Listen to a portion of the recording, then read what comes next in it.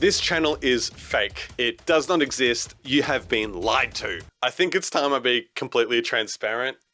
Let me explain. Clipverse is a channel that I made that posts YouTube shorts about other people's podcasts. It is completely controlled by AI. I worked on it over the course of 30 days. In this video, I'm going to explain how I did it, what it took, and what I learned from it. Like most people on the internet, I have become fascinated with AI tools, especially in the context of how it affects artists and those working in the creative industry. I am not one of those people that thinks AI is going to take over everything and we're all going to become servants. Actually, AI did take control of everything, and I kind of did become a servant to AI. Another interest of mine is YouTube Shorts. This product was created by YouTube to compete with Instagram and TikTok. Mainly TikTok though. As you can see from these examples on this video, there are lots of YouTube Shorts that do very well. And this is because I think it's YouTube's most pushed product at the moment. In combining these two interests, I created a YouTube channel that was completely powered by AI that would only post YouTube Shorts. For the content on the channel, I would get other podcasts, make shorts from them, and then upload them myself. The podcasts that I downloaded would be decided by AI. The tool that I would use to create these clips is called OPUS Pro. I'll go into depth further about how their service works. And yes, it's all powered by AI. AI didn't just control the content. It also did the branding, the scheduling, when I should post. Everything was done by AI. I should clarify that AI was not in absolute control. I was sort of a voyeur for what it told me to do. I'm not smart enough to program some bot or a script to be able to do all of this for me. And if I could, I would. Or maybe that's the next experiment. So I would ask it a question like, what type of podcast should I upload? What is the best scheduling for shorts? Even what should I name the channel? Well, that's first, then the other two questions come later. You kind of get the point. In any case where AI could not give me a direct answer, I would use reverse psychology and other tactics, or I would get AI to direct me to where I can find this information. Every step I took along this journey, I recorded and documented. Before I talk about the journey, the data, and the results, I want to clarify why I did this. I wanted to explore how involved AI could be in the creation of a YouTube channel.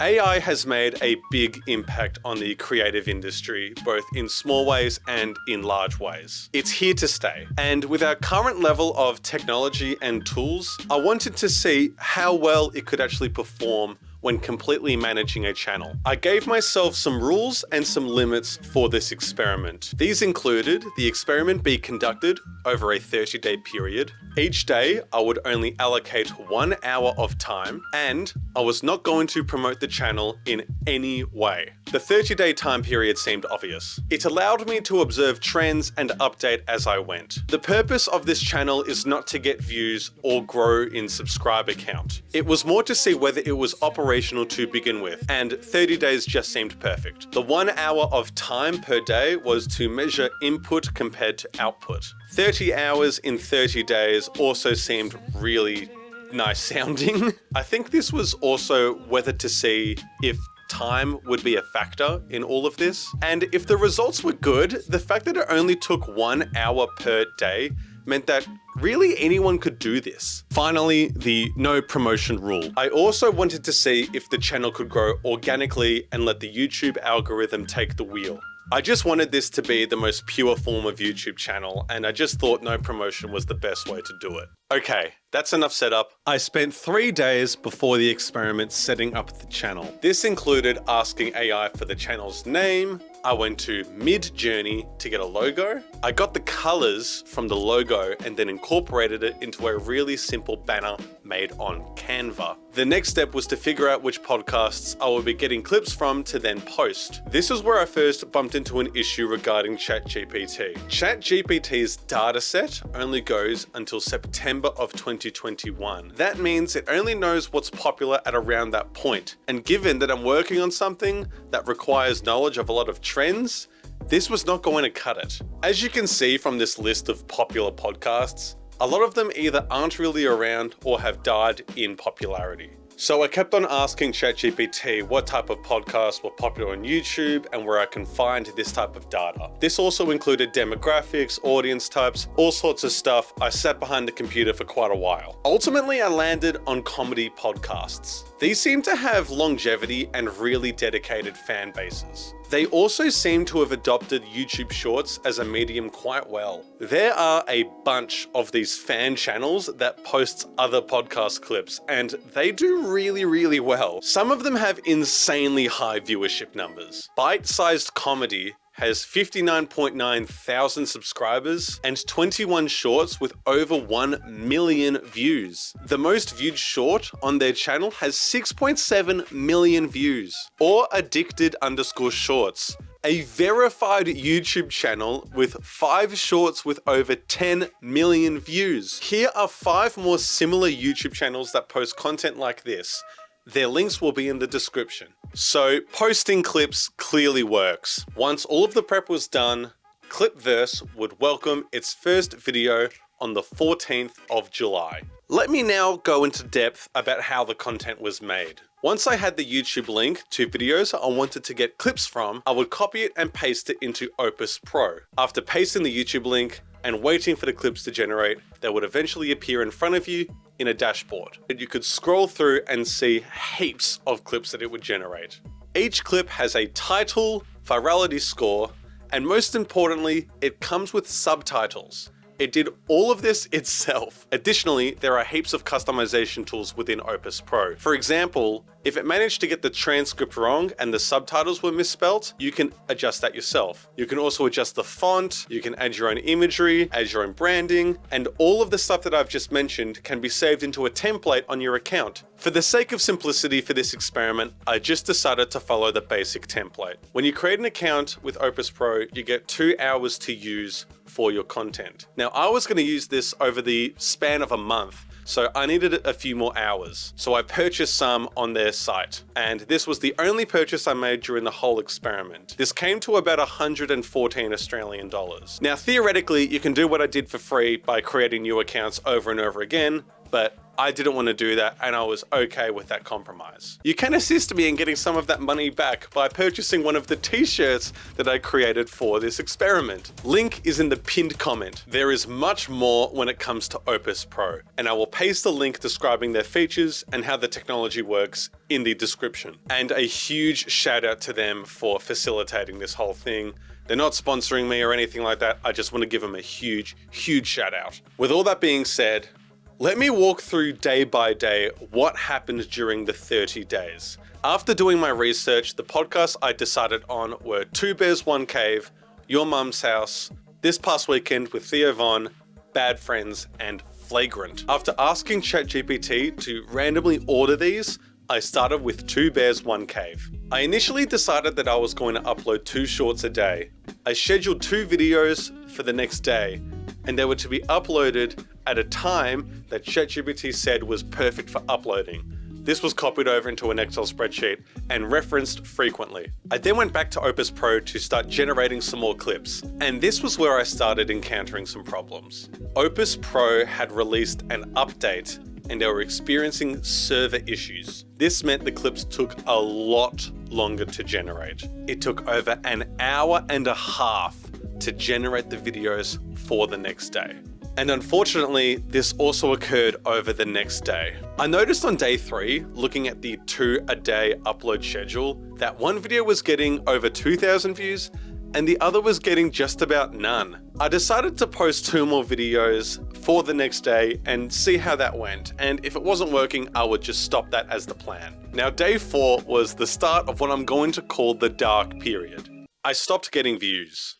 I went from getting over 2,000 views on some clips to less than 100, and in a lot of cases, 0. This lack of viewership didn't just occur for a couple days. It went on for 5 days. I even decided I was going to skip a day to see if maybe this could refresh the algorithm or something like that. I don't know. I was trying everything. After 7 days of getting 0 views, I even considered starting a new channel because I thought that this original one was cursed. I should be clear and say that I'm not entitled to any views by any means. I just think it would be really cool to get views. Like, the initial views at the start were really nice, and 2,000 in 2 videos was really cool, but it just would have been really cool to see this keep going. By the end of this period, I cycled through the podcast that I decided to upload, and I decided to go back to content relating to Tom Segura. He seemed to be getting views, and maybe this would just work. I found a long video showing the best moments of Tom Segura on podcasts. I then put it into Opus, got the clips, and started uploading, and as you can see from my face, the results were good. On the 12th day, we got a video that got 1.7 thousand views. Now, you're probably noticing the description to all of these videos are the same. Every single video's description featured a paragraph explaining that this was an AI experiment conducted by me, and it cycled back to the channel you're watching this on. I guess also a part of me wanted to have my audience know that it's fake, but you had to find it. So, you know, I'm being a bit like villainous there, but I don't know, I think it's funny. On day 13, we passed 10,000 total views on the channel. Considering a few days back, I wanted to quit the channel entirely, I'm so glad I persevered. And believe it or not, this is only the beginning. Given we hit the 10K milestone, I wanted to see what would happen next. 2 views. The next video I uploaded got 2 views. The following day, however, a video was released that got 2.5 thousand views. And this was the halfway point in the experiment. I was excited with the progress so far, and I was really excited to keep going. Now, as you can see, I did record myself every day uploading the content in that month. I'm going to release a best of video tomorrow showcasing all of these wild moments, but here's a few of them now. I'm 1 week in, and I've totally hit rock bottom. I'm in a suit. Nah, I'm sorry.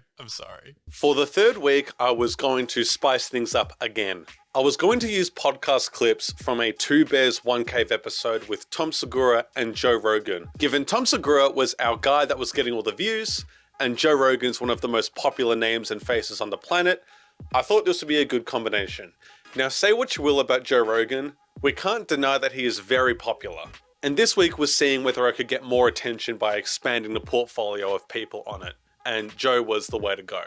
And for the most part, this worked. Except for 3 of the clips, they just got less than 100 views. I don't know why. At this point, we were within the last 7 days of the experiment. And for this last 7 days, I was going to make sure that Tom Segura was in the thumbnail.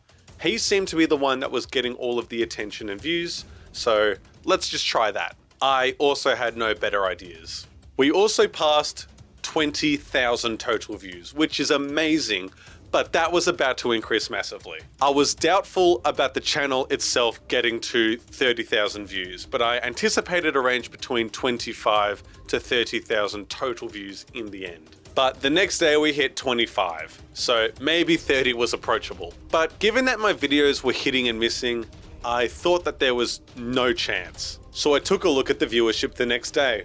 One of the shorts managed to keep getting views. In addition to that video doing well, we managed to pass 30,000 views. I kept uploading, and for the most part, the videos were successful.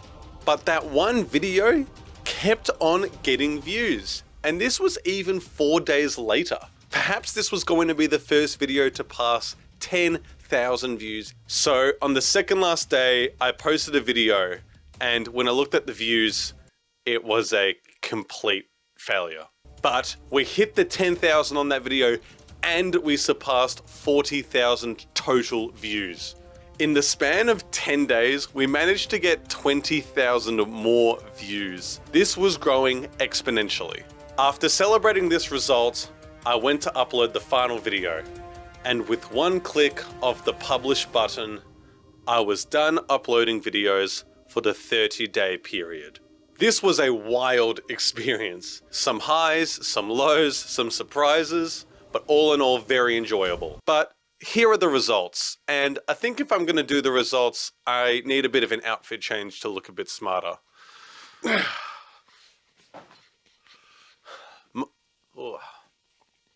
Much more formal. Across 33 videos posted over a 30-day period, I managed to accrue a total of 46.1 thousand views. The channel received 28 subscribers. I expected this as I didn't really brand or market the channel properly. There were 738 total likes, and overall there were 77.8 thousand impressions. The most viewed video was, now let me read the title here, Confrontation with a Parking Enforcer Sparks Unexpected Smoky Encounter. Yep, these AI titles were a little bit weird.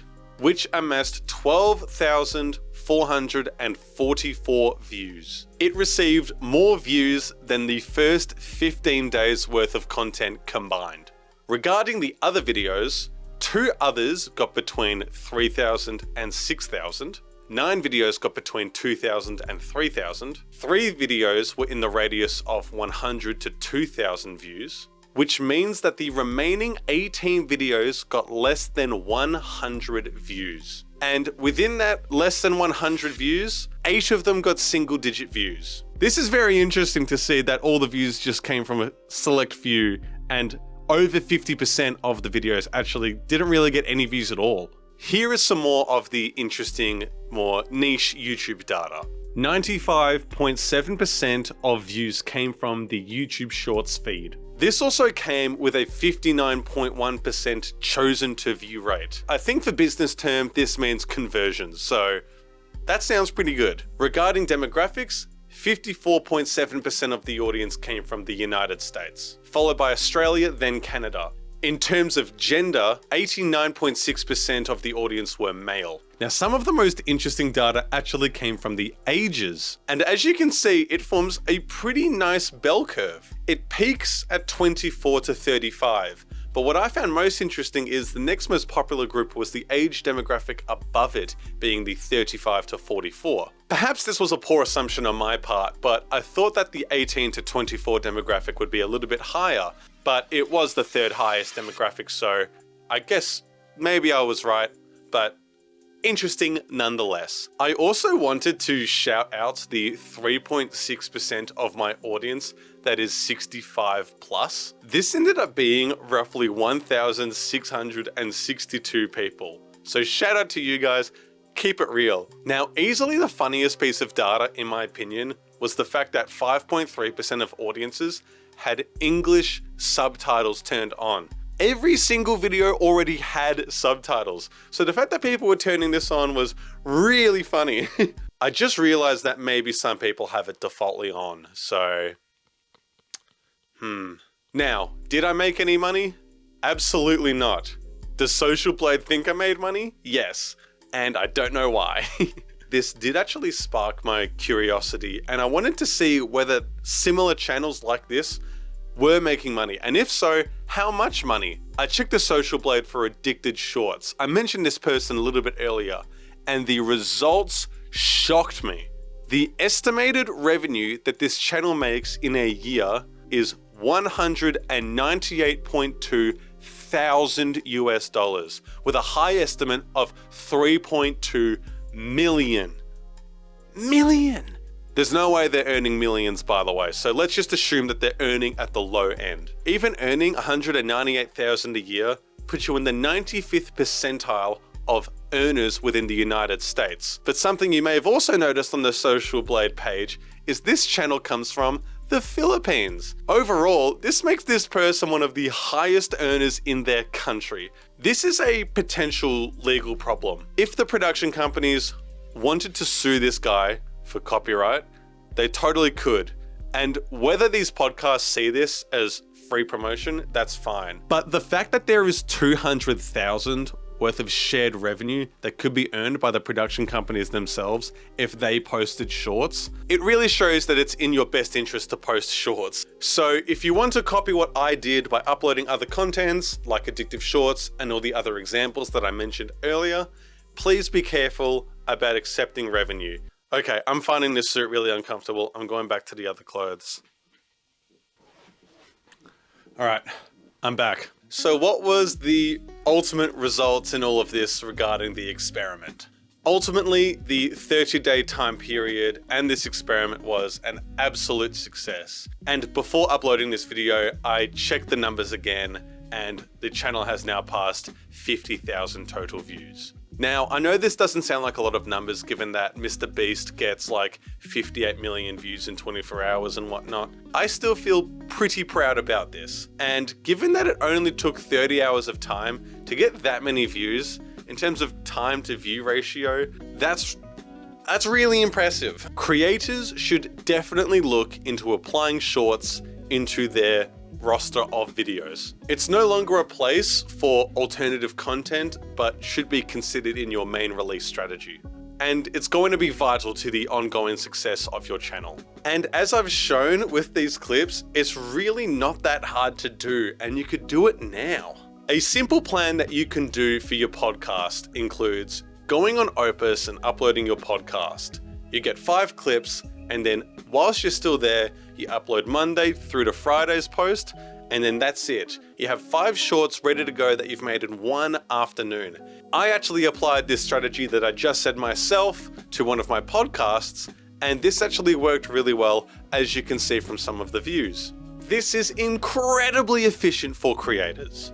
There are some limits, however, that I need to address. Opus Pro primarily targets and is best for educational type content. It wants to make clips that feature lessons and anecdotes. So if your podcast is a comedy one or something that doesn't feature much of what I've just mentioned, it may actually struggle to generate clips for you. You also may find that the clips don't really suit your brand and what they require. Opus also does have quite a standard style. And if this does not fit the current trend of shorts that are around, you may want to not use this program. For example, a lot of comedy shorts now employ a lot of transitions and other effects as such. I would actually look into doing that and editing clips like that myself rather than use Opus. But this does take up a lot more time, so weigh that up in your decision making. And finally with Opus, some of the automatically generated titles are a little bit whack.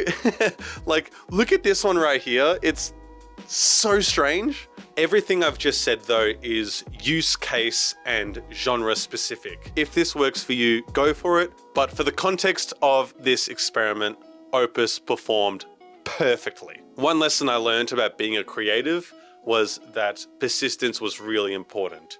I experienced like 10 days of really not much going on at the beginning, but towards the end, it really picked up and got really exciting. And I can imagine that this is the case for anyone. So please just push, keep uploading, keep making those videos, and one day it will all work out and you will get what you want. You just have to keep going. Opus was not the only tool I used. Midjourney can create some amazing images. However, it sources from a very large data set, and one day, images created with it that are published may be considered copyright. So please be very careful with images that you use generated by AI tools such as Midjourney or DALL-E.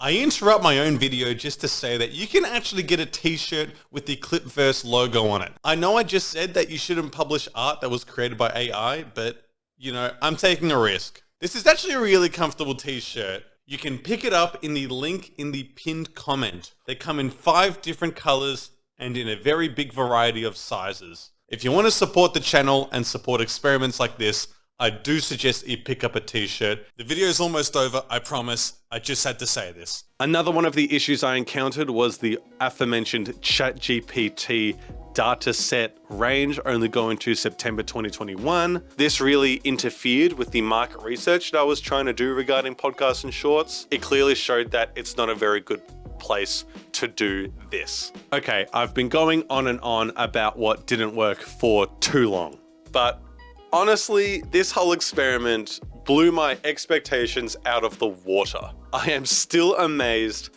by the journey that I went on. So what's going to happen to Clipverse and the channel? I'm gonna leave it up, but I'm no longer going to upload any content on it. I'm sort of gonna have it exist as a relic. But one thing is for sure, I will no longer post any videos on it. With nothing else that's really left to be said, I just wanted to say thank you to everyone who supported me along the way. Jan, my co-host of the podcast, gave me a lot of helpful advice in taking this on. and all of my friends and family who just supported me and was positive along the way. Thank you everyone also for watching this video. It took a super long time to make, and I actually want to do more experiments like this. I know my content is a bit all over the place with podcasts and then videos like this and video essays, but I have an idea for the next experiment, and it's really interesting. So subscribe, follow me on my socials, and you will see what I have coming up next. It's really exciting. Thanks again for watching. Take care, and I'll see you next time.